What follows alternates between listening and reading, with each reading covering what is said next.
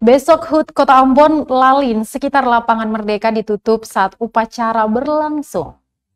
Jalur lalu lintas di sekitar kawasan lapangan Merdeka Kota Ambon bakal ditutup saat upacara hari ulang tahun berlangsung pada Selasa 7 September 2021 besok.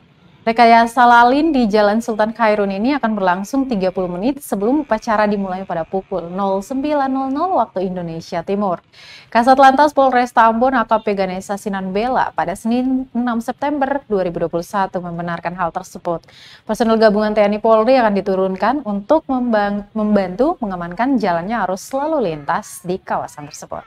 Rencananya Tribuners mereka akan menutup kawasan Jalan Sultan Khairun, tepatnya di bagian depan Gong Perdamaian Dunia yang akan dijadikan tempat parkir para pejabat yang turut hadir dalam kegiatan tersebut.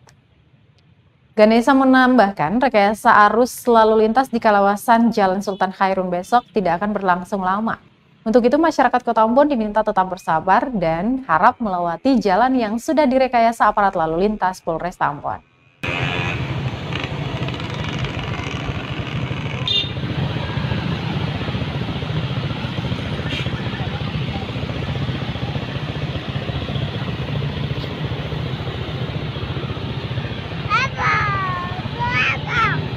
Besok acara HUT Kota Ambon ini sendiri berapa personil dari Polantas lantas diturunkan gitu? Untuk personil lintas intinya kita all membantu kegiatan ini. Dan sampai dengan saat ini untuk biaya pengalian arus itu terutama di depan lapangan Merdeka.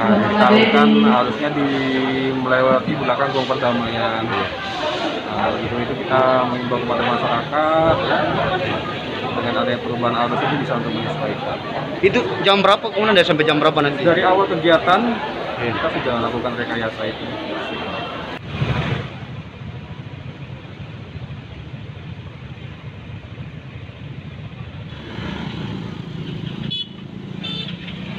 Terima kasih sudah nonton.